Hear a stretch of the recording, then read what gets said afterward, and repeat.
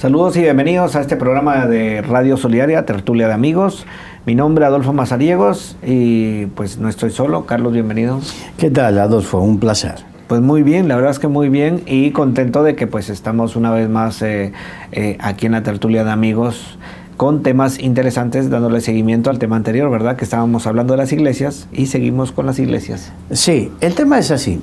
A ver, vamos a hacer un recuento. Sí. Hace un tiempo atrás hemos estudiado y hemos visto las 7 iglesias del Apocalipsis, que digamos, podríamos decir que es la exhortación universal del Señor a las iglesias, y hemos estudiado y visto algunas características. Pero a mí me interesó ahora completar eso con 2 iglesias de las cuales tenían características muy particulares, de las cuales seguramente podemos aprender cosas, ¿no? Y que no están mencionadas en las iglesias del Apocalipsis, ¿verdad? Exacto, no están en Apocalipsis, pero sí están en el libro de los Hechos de los Apóstoles. Y la semana pasada estuvimos hablando de la iglesia de Berea, la cual tenía una característica y era que decía que eran más nobles que los de Tesalónica. Al decir más nobles eran que tenían un espíritu más puro y más abiertos, no eran tan prejuiciosos, entonces, y que por eso aceptaban la enseñanza, pero la enseñanza aceptaban ser enseñados, eso mejor dicho, aceptaban ser enseñados, aunque ellos se escudriñaban. Exacto. Significa que no tomaban superficialmente las cosas, sino que las estudiaban, las escudriñaban y buscaban, como dice la Biblia, escudriñar las Escrituras porque os parece que en ellas hallaréis la vida, ¿no? Entonces esta era la característica de Berea. Por lo tanto, muchas veces vamos a encontrar que institutos bíblicos en el mundo le han puesto Berea porque denotaba ese interés por estudiar la palabra y no caer en errores. No negaban el ser enseñados, pero no les gustaba caer en errores. Entonces, si cualquiera que iba con una enseñanza, ellos investigaban en las Escrituras del Antiguo Testamento, porque el Nuevo Testamento no lo tenían, entonces para no caer en esos errores. Y hoy queremos, con otra iglesia que tiene un par de características importantes de las cuales vamos a hablar hoy, que es la iglesia de Antioquía. Esta iglesia de Antioquía está a unos 500 kilómetros de Jerusalén, unos 500 kilómetros al norte de Jerusalén, en lo que hoy sería la Turquía. Y Tarso, la ciudad de Pablo, estaba relativamente cerca. Sí. Y eso es una de las cosas que me pone a mí, me está haciendo pensar, Señor, en toda esa zona estaban... en todo lo que es Turquía hubo un avivamiento, que ahí corrió el evangelio como reguero de pólvora, estaban todas esas iglesias, y ahora, ¿qué? Está muerto. Está muerto. Sí. Eso es algo que nos tiene que llamar la atención y reflexionar. ¿Cómo podemos perder el avivamiento, ¿no? ¿Cómo podemos perder algo? Entonces, quizás en algún tiempo en algún momento nos pongamos a investigar sobre todo esto cuando tengamos respuestas de parte de Dios y preparar un programa sobre esto, ¿no? Así es. Pero esta iglesia de Antioquía era una gran ciudad griega y era conocida como la reina del Oriente, o Antioquía la Hermosa le decían, para que te des cuenta, ¿no? Sí. Era una ciudad grande, era una ciudad rica, era una ciudad cosmopolita, significaba que no era de una etnia, sino que estaba rodeada de una multitud de etnias, de lenguas, donde hay mucho comercio, suele suceder así. Y pronto se convirtió en la segunda iglesia más importante. Estaba la de Jerusalén y la de Antioquía. De hecho, hay muchos cristianos que toman como referencia la iglesia de Jerusalén, pero hay muchas iglesias que toman como referencia principal para su desarrollo como visión, la visión de Antioquía. Interesante. Sí, La cuestión es que era considerada una de las ciudades más importantes del Imperio Romano, después de Roma y Alejandría, y en esta ciudad se encontraba una congregación de la iglesia. De hecho, la primera vez que se les llamó porque a los cristianos se les llamó cristianos por primera vez en Antioquía. Exacto. Antes se les llamaba a los seguidores, los del camino, por otras formas, ¿no? Entonces, y en esta ciudad se encontraba una congregación en el primer siglo, y se la considera de las primeras congregaciones entre los gentiles. ¿Cómo se inició esta iglesia? Esta iglesia se inició con los que salieron huyendo de la primera persecución que hubo, de la persecución, no la primera, pero la persecución que hubo con Esteban. Cuando en Hechos capítulo 7 Esteban fue apedreado, hubo una persecución, y de esa persecución salieron huyendo los hijos de Dios, salieron, y en esa llegaron hasta la Siria, también llegaron a Antioquía, y después hubo otra oleada que llegó a Chipre. La cuestión es que pronto se reunió en la capital, se reunió una gran cantidad de discípulos que comenzaron a predicar el Evangelio. Esto nos va a hablar de ciertas cosas con las cuales vamos a desarrollarlo durante el día de hoy. Pero vamos a leer, si tienes por ahí, Hechos capítulo 11, versículos 19 al 26. Hechos capítulo 11 del 19 al 26. Ahora bien, los que habían sido esparcidos a causa de la persecución que hubo con motivo de Esteban, pasaron hasta Fenicia, Chipre y Antioquía, no hablando a nadie la palabra, sino solo a los judíos. Sí, no hablando a nadie la palabra, solo a los judíos. ¿Por qué? Porque ellos... recordemos que ellos tuvieron hasta el capítulo 8, 9, donde estamos hablando, se fueron hacia el norte, pero en el oeste, ahí en Jope, es donde Pedro había tenido la visión, y a partir de esa visión celestial, y donde Dios le dijo, mata y come, porque nada inmundo, y, bueno, ya... Sí, se muestra, ¿verdad? Le fue llevado a la casa de Cornelio, y ahí entendieron que el Evangelio también era para los gentiles. Sí. Pero eso era muy reciente, muy reciente. Entonces ellos, cuando salieron, le hablaban a los judíos porque creían que el Evangelio era para los judíos. Exacto. Entonces, ¿y cuál era el primer sitio que llegaban y predicaban? En las sinagogas. Ellos se acercaban a los judíos el día del reposo, y ahí era donde predicaban el Evangelio. Ahora, pero aquí vemos que a pesar de la persecución, no se callaron la boca. Sí. ¿Qué pasaría con nosotros? Y esto nos tiene que llevar a reflexionar.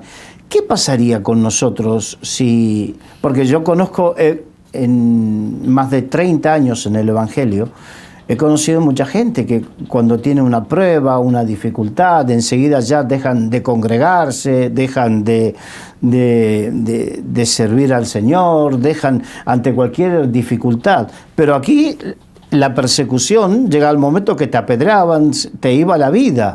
Entonces, esa persecución no los amedrentó a ellos a llevar el Evangelio a otras tierras, a otro sitio. Entonces, esta es una de las características de esta iglesia. Nació por causa de una persecución. Podemos ver lo que hace la persecución, ¿verdad? Porque trae pasión, trae una fuerza. Sí, y también algo que vamos a ver más adelante. Sigue, por favor. Sí, versículo 20. Sí. Pero había entre ellos unos varones de Chipre y de Cirene, los cuales cuando entraron en Antioquía, hablaron también a los griegos, anunciando el evangelio del Señor Jesús. Y la mano del Señor estaba con ellos, y gran número creyó y se convirtió al Señor. O sea que a estos que venían desde Jerusalén huyendo, se le unieron otros que venían de Chipre y de Cirene, de otros sitios, de la isla de Chipre. Entonces vemos como que ellos también venían, pero ya venían con otra visión. Venían con la visión de que no solamente a los judíos, sino también a los gentiles. Ya habían aprendido que el Evangelio era para los gentiles. Qué bueno que es que tengamos una iglesia que esté capacitada o que esté dispuesta a hablarle a todo tipo de gente. Hay gente que solamente es buen cristiano y sabe hablar a otros cristianos, pero hay gente que no sabe hablar a otros que no son creyentes. No tiene no sabe relacionarse con otros que no sean creyentes. Con los judíos, digamos, que era más fácil llegarles, o por lo menos que ellos te escuchen, por el hecho de que eras judío y le estabas hablando del Antiguo Testamento, porque ellos le predicaban en función del Antiguo Testamento, del Mesías que ellos estaban esperando. Pero, por ejemplo, a los griegos o a los romanos, ¿de qué les hablaba? De un Dios más, que ellos tenían una multitud de dioses. Entonces, lo importante es que debemos desarrollar una iglesia que esté capacitada para hablarle a este mundo. Así es. No moverse en este mundo o no adaptarse a este mundo. Por eso dice la Biblia, no os conforméis, no os adaptéis a este mundo. No me adapto a este mundo. Lo único que me preparo para poder ser luz en este mundo, que es diferente. Es muy diferente. Muy diferente. Hace unos minutos estábamos hablando fuera de cámara, fuera de antena, con otra persona, acerca de algunas características de algunas personas de las cuales estábamos hablando, que por sus formas y todo eso eran fácilmente asimilables con ciertos personajes, ¿no? De este mundo. Y la cuestión es que lo importante es que para ser aceptados por este mundo no debemos asimilarnos a este mundo. Ese es el problema. Cuando yo, para ser aceptado en este mundo, quiero ser asimilado.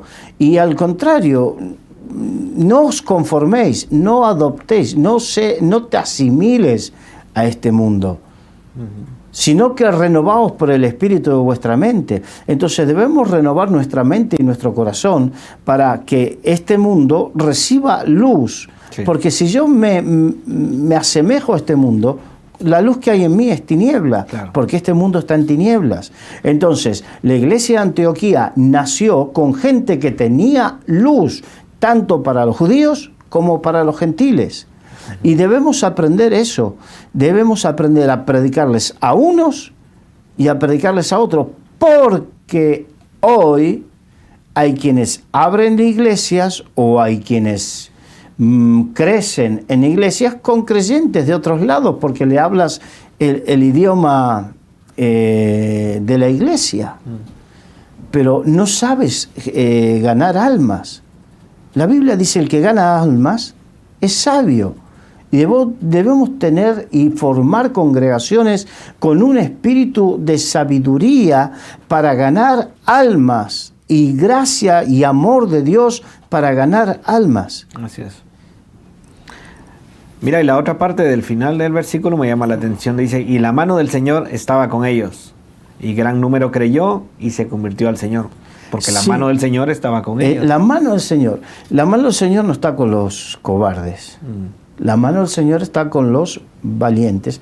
Hay una diferencia entre ser valiente o ser arrojado o ser una persona de fe.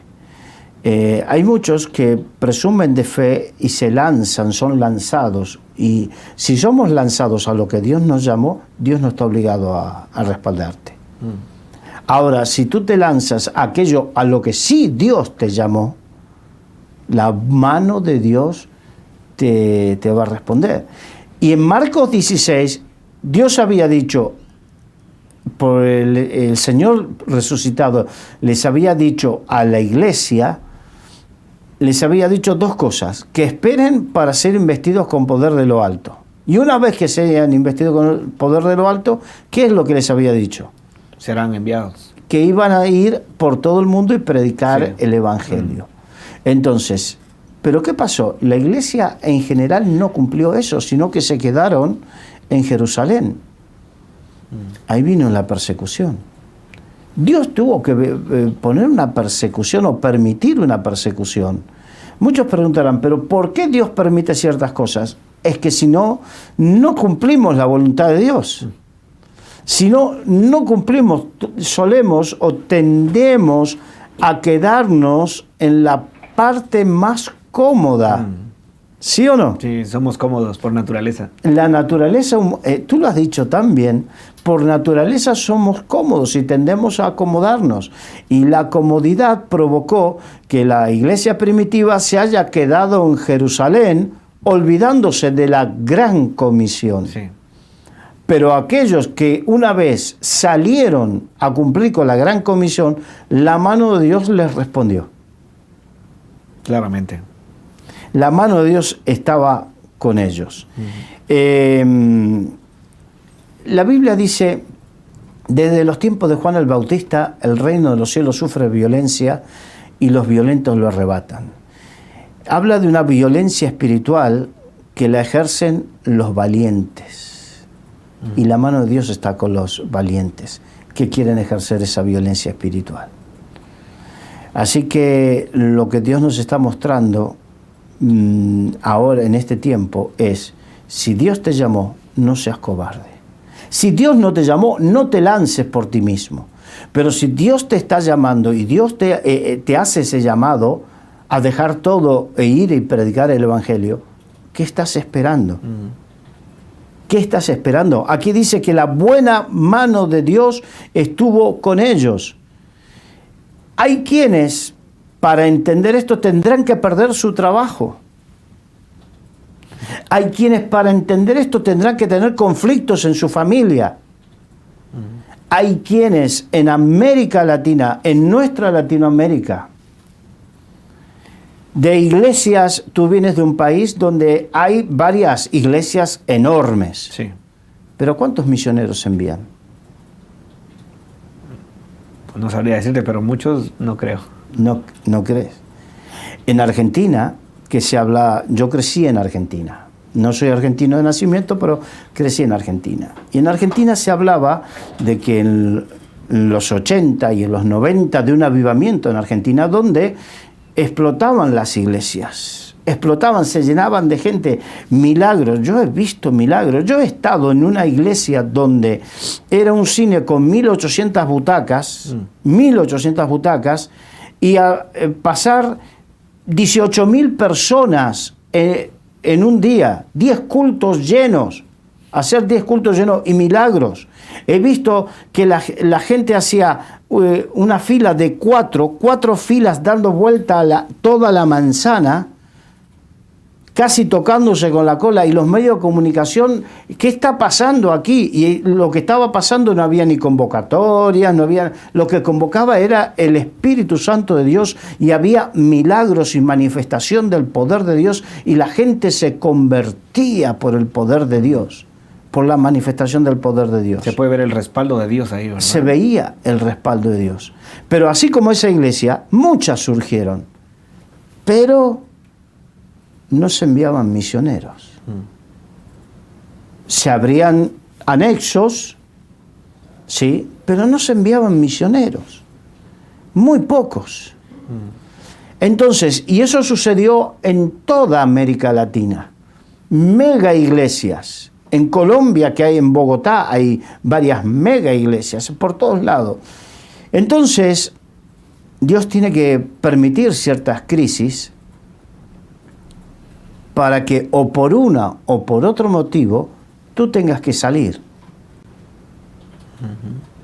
Porque si no, tú lo dijiste bien, nos quedamos cómodos. Nos gustan las enramadas, ¿no? Como le dijeron, Señor, ¿te quieres que hagamos una enramada para ti y nos quedemos aquí? No, el Señor dijo, a Él oíd. Entonces, nos gustan las comodidades, nos gusta, de hecho, por ejemplo, a los que salimos a las misiones, salimos fuera de nuestras iglesias, durante tiempo quedamos pensando y nos gusta y vemos los vídeos. Claro, tú vienes a un país donde no es tu gente, no es tus costumbres, no es tu iglesia, y te quedas enganchado viendo vídeos de tu iglesia y de tu gente y añorando. Y el apóstol Pablo dice, por otro motivo, pero se utiliza también para esto, dejando ciertamente lo que queda atrás, me extiendo hacia adelante a la meta del supremo llamamiento. No puedo quedarme centrado en el pasado cuando tengo algo nuevo por delante, un propósito, un llamado de parte de Dios por delante. Así es. Entonces, no quiero decir que dejes, yo tengo con mis raíces espirituales, tengo siempre contacto, no tengo problema, pero sé que tengo mi llamado y mi visión. Y por algo Dios me sacó de donde estaba. Entonces tenemos que entender, y hemos visto en América Latina muchas crisis económicas donde ha provocado que oleadas de latinoamericanos, de ecuatorianos, peruanos, venezolanos, de argentinos, uruguayos, chilenos, tengan que salir de sus países y venir e ir a otros sitios, y ahí algunos se apartaron del Señor. Y otros indirectamente fueron misioneros, aunque no lo supieran, pero fueron misioneros que apoyaron el desarrollo del Evangelio, aún aquí en España. Aún aquí en España. Pero si hubiese sido por ellos, todavía estarían en la enramada en su país. Acomodados. Entonces, Dios tuvo que permitir, ¿te acuerdas cuando hace unos minutos hablamos de la persecución? Sí. Por causa de la persecución se abrieron iglesias donde no había iglesias. Llegó el Evangelio donde no lo conocían el Evangelio. Por causa de las modernas persecuciones, entrecomillado, gente sale de sus países y lleva consigo la semilla del Evangelio. Para sembrar en otros lados. Sigamos, por favor, versículo 22 en adelante. Llegó la noticia de estas cosas a oídos de la iglesia que estaba en Jerusalén, y enviaron a Bernabé que fuese hasta Antioquía. Cuando llegó y vio la gracia de Dios, se regocijó y exhortó a todos a que con propósito de corazón permaneciesen fieles al Señor, porque era varón bueno y lleno del Espíritu Santo y de la fe, y aún gran multitud fue agregada al Señor. Después fue Bernabé a Tarso para buscar a Saulo, y hallándole le trajo a Antioquía, y se congregaron allí todo un año con la iglesia, y enseñaron a mucha gente, y a los discípulos se les llamó cristianos por primera vez en Antioquía. Aquí está lo que habíamos hablado, ¿no? Sí. Por primera vez se les conoció o se les denominó cristianos aquí en la ciudad de Antioquía. Y vemos como Pablo hasta ese entonces no tenía mucha preponderancia. Pablo había tenido ese encuentro con el Señor camino a Damasco, pero resulta que eran reticentes a hablar con él. ¿Por qué? Pablo era conocido, Saulo de Tarso era alguien conocido, pero conocido por ser uno de los perseguidores de la iglesia. De hecho, cuando fue la persecución de la muerte de Esteban, él estaba ahí y estaba presente cuando fue apedreado Esteban. Y entonces Pablo, con gran celo, porque él creía que servía a Dios verdaderamente persiguiendo a los cristianos, hacía lo que hacía. Entonces, cuando Pablo se convirtió al Señor, cuando tuvo esa conversión, desconfiaban de Pablo, no lo aceptaban. Y el que ayudó a introducirlo fue precisamente Bernabé. Qué importante que es tener gente que sepa introducir a los otros, ¿no? Fíjate que en un momento era Bernabé y Pablo, pero después Pablo y Bernabé. Y después discutieron y se separaron. Pero lo que quiero decir es que Bernabé no tuvo celos en su corazón y permitió el desarrollo. Hay gente que no lo tenía planeado esto hablar, pero hay iglesias donde no se van a desarrollar mientras un líder deje los celos de lado y esté dispuesto a dar paso a aquellos que aunque muestren, aunque puedan llegar a dejarte de lado o a pasarte, si es de Dios, si Dios lo quiere así, ¿cuál es el problema? Claro. Lamentablemente en todos estos años uno ha visto también todo tipo de liderazgo, ¿no? Liderazgo que provoca el crecimiento y el desarrollo de los demás y liderazgos que taponan el desarrollo de los demás. Nunca mejor dicho, un tapón. Un tapón, sí, son un tapón y hasta tropiezo.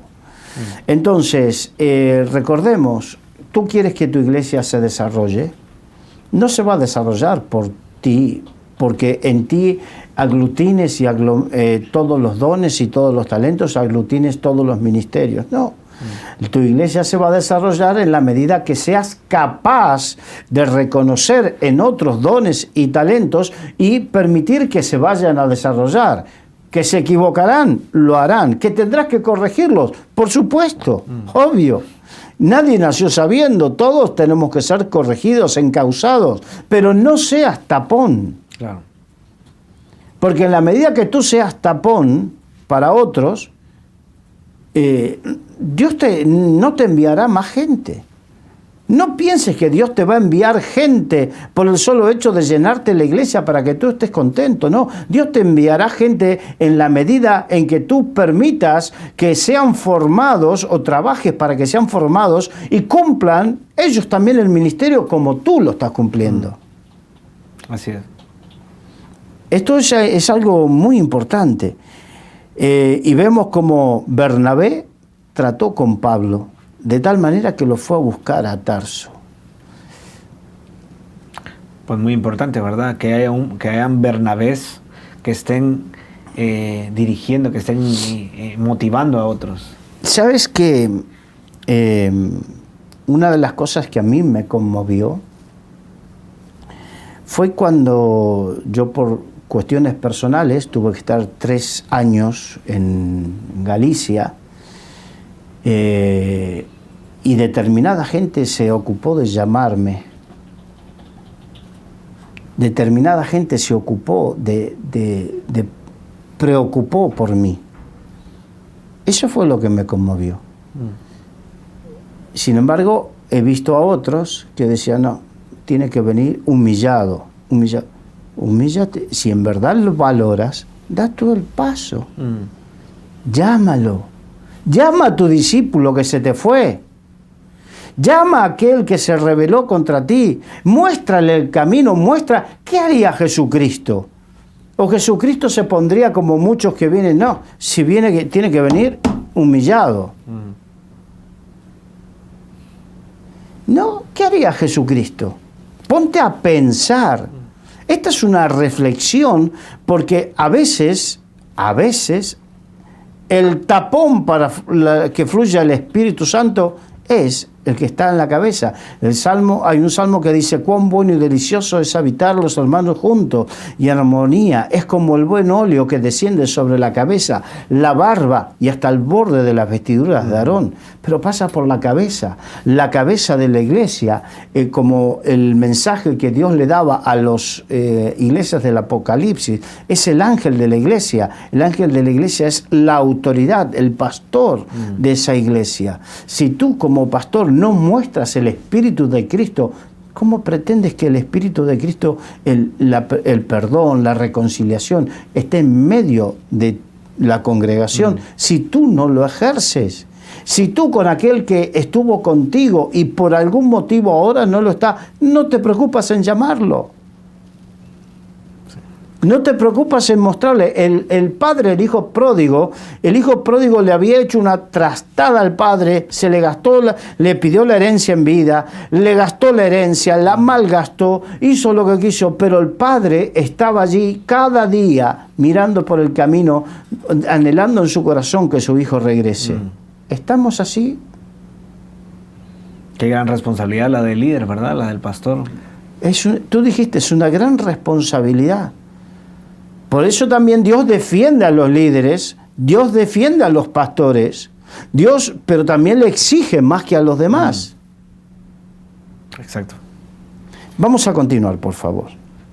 Versículo 27. En aquellos días unos profetas descendieron de Jerusalén a Antioquía, y levantándose uno de ellos, llamado Ágabo, daba a entender por el Espíritu que vendría una gran hambre en toda la tierra habitada, la cual sucedió en tiempo de Claudio.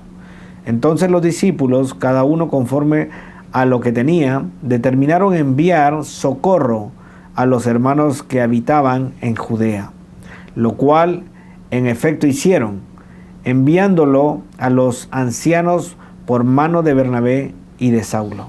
Bien, aquí tenemos dos cosas para aprender.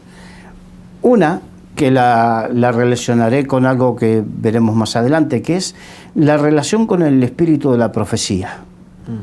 El don de profecía se movía en esa iglesia. Fue una iglesia que creció, pero que creció con el movimiento, el desarrollo de los dones del espíritu, entre ellos el de profecía. La Biblia dice, no menospreciéis las profecías. En algunos lados se exalta la profecía de tal manera, y otra cosa es menospreciar la profecía y el don hasta que el punto que se apaga. Pero la Biblia dice que no debemos permitir apagar la profecía. La profecía es algo verdaderamente importante, es algo necesario. Es verdad que profetizar también es hablar la palabra de Dios. Entonces, por eso voy a hacer un pequeño paréntesis. En un culto, difícilmente el mismo que predica sea el que profetice. ¿Por qué? Porque para eso Dios ya te dio el púlpito para que profetices con la palabra, y ahí te inspirará para que hables una palabra inspirada. Porque el propósito de la profecía es exhortación, consolación y edificación. Y eso se hace a través de la palabra. Cuando predicas es para eso, edificar, exhortar y consolar. Por eso digo, difícilmente, no quiere decir que siempre sea así, pero difícilmente el mismo que predica sea el que profetiza. Y la Biblia nos enseña que la profecía existía en toda la iglesia primitiva. Y entonces fue por eso que Pablo le puso en orden el que profetice de a uno a la vez, y que otros juzguen, y que primero uno, después otro, y que haya quien juzgue. La profecía hay que juzgarla, significa hay que saber que proviene de Dios y que no proviene de Dios, ¿no? Sí. Entonces, ¿cómo te lo puedo ejemplificar esto? De una manera que me lo enseñaron a mí muy claro. Es como cuando en las casas antiguas las tuberías eran de metal, ¿no? Eran de plomo, de hierro. El agua venía pura, pero se enturbiaba a través de la tubería. La palabra, la inspiración viene pura, pero nuestra carnalidad la entorpece. Entonces, así como hablábamos de que la iglesia de Berea era una iglesia apegada a la palabra, esta es una iglesia que, por este ejemplo, porque son pocos versículos que hablan de la iglesia de Antioquía, pero vamos a ver dos ejemplos donde la profecía es algo crucial para el desarrollo de esa iglesia. Y aquí la profecía, y aquí viene otra cosa. Hoy vemos que las profecías que se hablan, no, porque Dios te va a dar un Mercedes-Benz. Sí, que no. Es para exhortación, consolación, edificación. No es para ensoberbecimiento, no es para enriquecimiento. El enriquecimiento es el espiritual, porque Dios te va a usar en multitudes y yo eso lo he visto repetido tantas veces y con gente que no se ha cumplido absolutamente nada, pero sí lo he visto una vez. He visto un vídeo, no sé si tú te acuerdas de Reinhard Bonnke. Reinhard Bonnke, un tremendo siervo de Dios, un evangelista alemán que trabajó muchos años en África, haciendo campañas multitudinarias en África. Multitudinarias, te estoy hablando de millones de personas en un culto en África. Y Dios usándolo con poder tremendamente.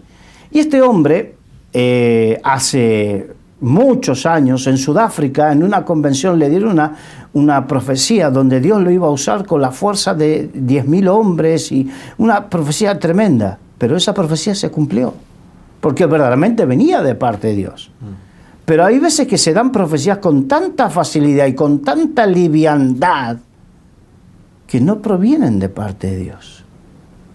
Y las profecías no siempre son para eso. Aquí estaba avisándole, viene un gran hambre. Viene un gran hambre. Pareciera que las profecías solamente son para cosas tremendamente positivas y de éxito.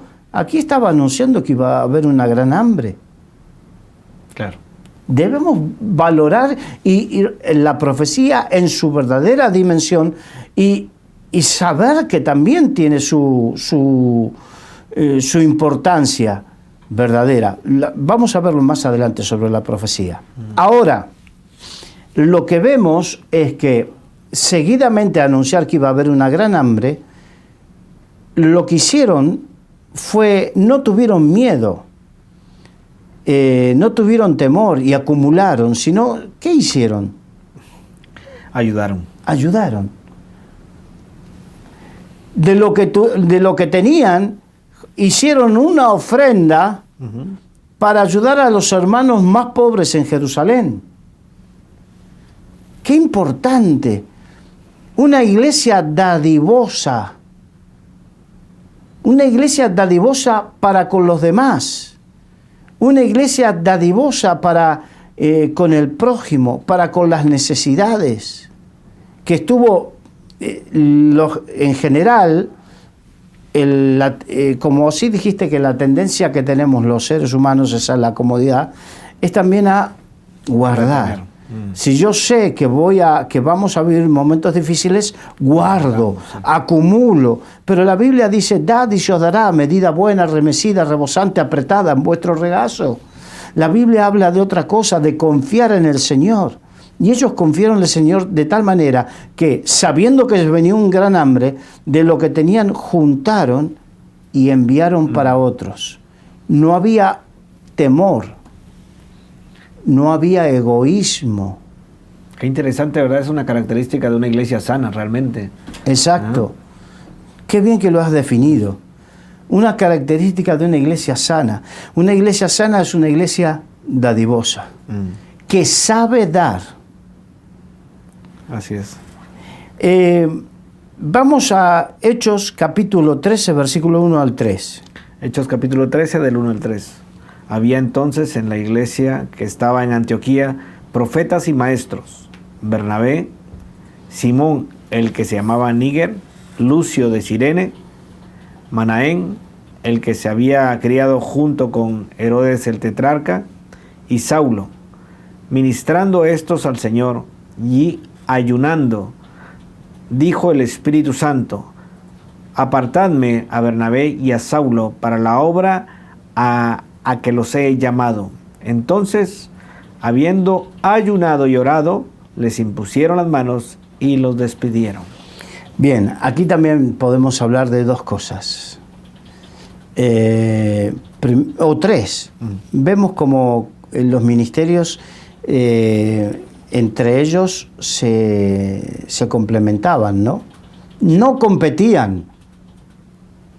se complementaban, profetas y maestros, había profetas y maestros, no competían entre ellos, se complementaban.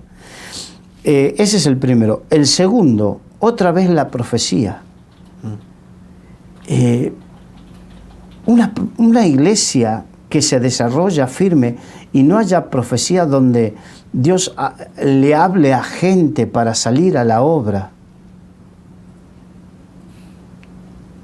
Entonces volvemos a lo que habíamos hablado. Iglesias grandes, preciosas, pero la salud de una iglesia no la define la cantidad, ni siquiera el nivel de alabanza o ni siquiera los milagros, sino el espíritu de servicio. Y el espíritu de servicio, salen discípulos, como ministro, salen discípulos de ti que quieran salir a las misiones, que estén dispuestos a dejarlo todo. Salen discípulos de tu iglesia. Salen discípulos, muchos dirán, sí, tengo tantos copastores, tengo tantos. Sí, me estás hablando de una estructura que en cierta manera es necesaria, pero el problema es que ¿cuántos de esos al año salen de la iglesia? ¿Y cuánto de lo que recaudas por ofrendas y diezmos estás dispuesto a invertir en las misiones y apoyarlos durante un tiempo hasta que se asienten y se desarrollen en las misiones?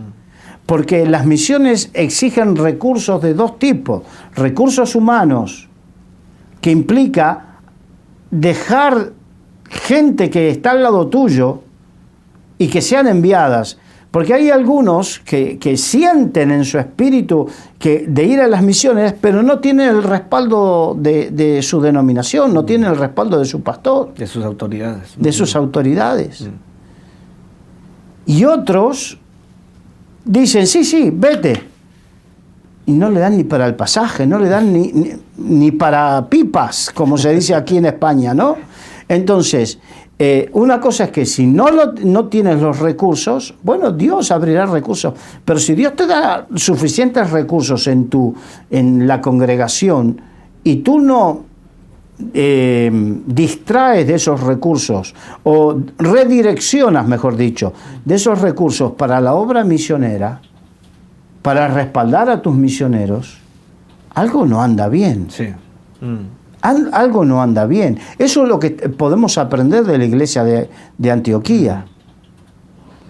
Cómo se usaba. Yo me acuerdo cuando llegó un momento, yo era joven, más joven que ahora. No, pero tenía 26, 27 años y mi pastor estaba en un anexo. Entonces en ese anexo el pastor, yo siempre le venía, pastor, podemos hacer esto, y lo tenía loco, siempre con ganas.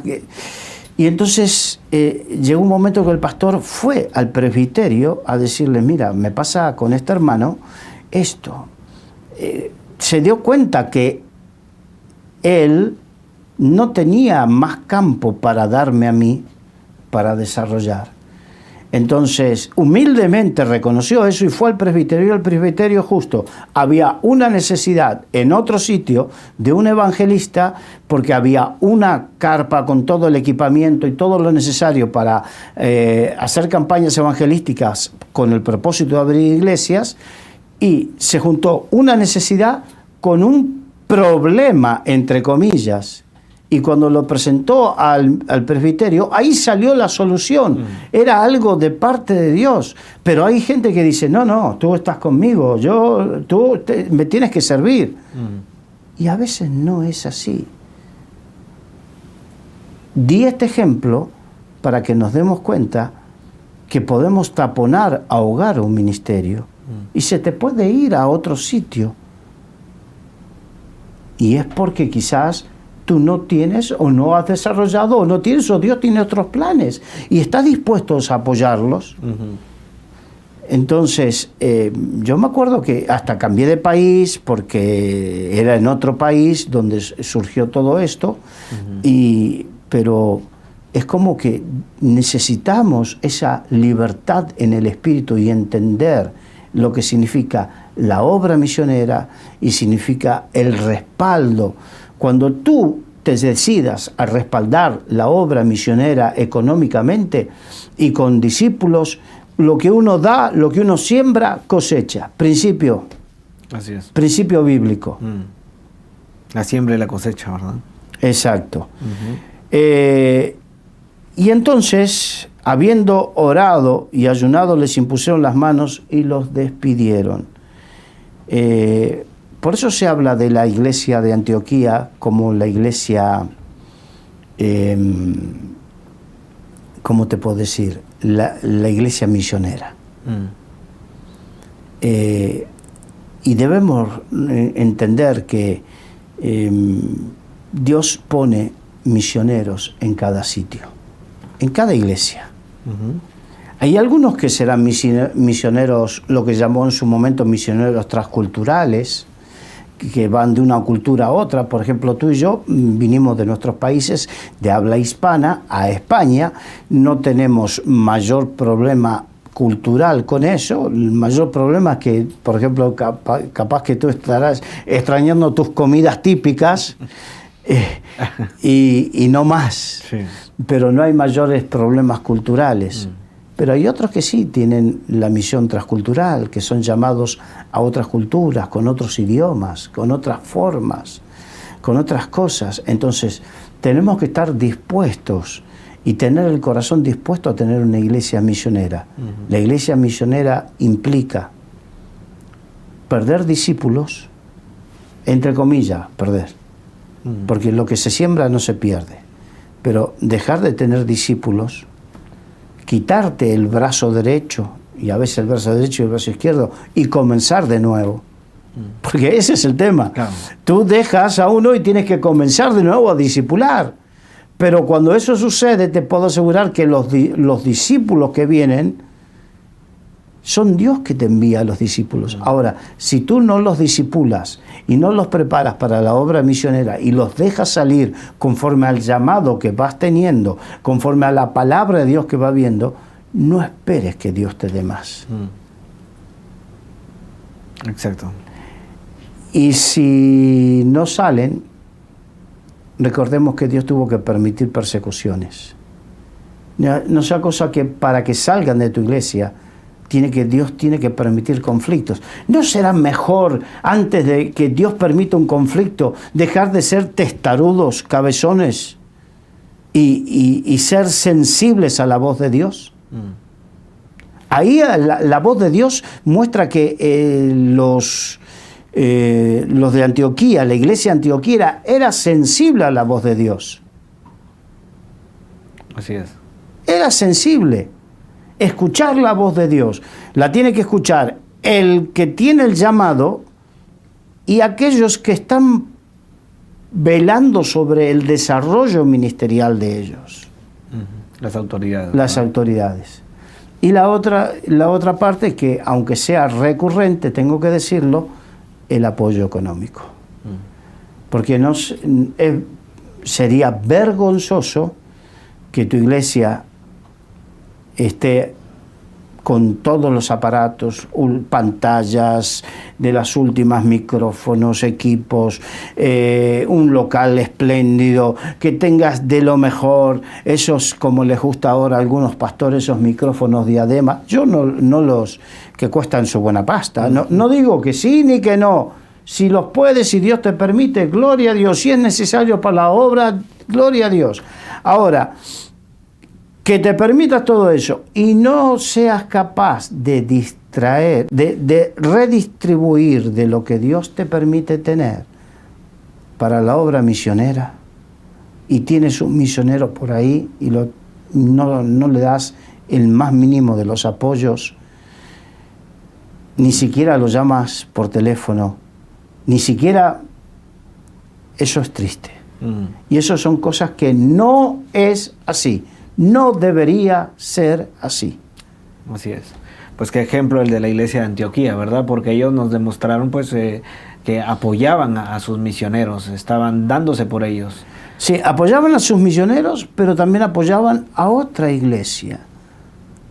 A la iglesia de Jerusalén, a los hermanos de Jerusalén los apoyaban económicamente. Recordemos que Antioquía era una iglesia rica, era una ciudad rica. Sí. Por lo tanto, los miembros de esa iglesia estaban en esa ciudad y vivían de esas riquezas de esa ciudad.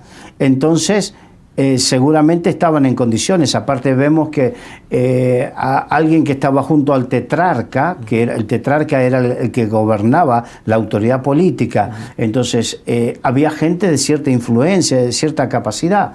Entonces, seguramente la iglesia de Antioquía no tenía necesidades económicas, pero lo que usaba era esos recursos para ayudar a quienes sí tenían necesidades económicas. Así es. Y eso nos habla también de una tercera parte, que es lo que hoy diríamos el apoyo o el uso de recursos que podamos tener para ayudar a la obra social, que es importante. Y ahora, como tenemos un par de minutos, voy a hacer este desafío, porque a veces nosotros no tenemos ni la capacidad ni nada para o enviar misioneros o tener una obra social, pero sí tenemos la capacidad económica de ayudar a alguien que sí tenga la obra social y alguien que sí tenga misioneros o misioneros directamente. ¿Por qué tengo que ser yo? Y si no los tengo yo, no apoyo. Claro, no está bien así. No sería lo lógico. Entonces, si tú no tienes una obra misionera, apoya a otro misionero o a quien sí tenga una obra misionera. Si tú no tienes una obra social, apoya a quien sí tiene una obra social demostrada. Claro. A eso vamos, ¿no? Porque al final somos un cuerpo. Somos un cuerpo, exacto. Entonces, vemos que el corazón de la iglesia de Antioquía era un corazón dadivoso, pero no endogámico. Hay una dadivosidad endogámica, que es: soy dadivoso para mi iglesia, para tener el mejor aire acondicionado, soy dadivoso para tener una butaca más nueva, soy dadivoso para... Pero ¿somos capaces de ser dadivosos para desarrollar la obra que Dios le dio a otro, ya que yo no tengo para desarrollar eso? Eso es lo que nos muestra la iglesia de Antioquía dando para la iglesia de Jerusalén. Pues es unos rasgos muy interesantes de la iglesia de Antioquía, cómo pueden ayudar a otros, ¿verdad? Cómo pueden enseñar a través de su ejemplo. Y bueno, se nos ha acabado el tiempo ya, Carlos. Gracias un placer por estar aquí con nosotros y dejarles ese reto, ¿verdad? A los oyentes que nos han estado escuchando y viendo a través de estos medios, y decirles que pues es importante, ¿verdad? Importante ver este ejemplo de la iglesia de Antioquía y ser valientes. Tú mencionabas lo de ser valientes, ¿verdad? Ser valientes es también obedecer, ¿verdad? Lo que Dios nos manda. Y pues gracias por estar con nosotros y nos vemos hasta la próxima. Dios les bendiga.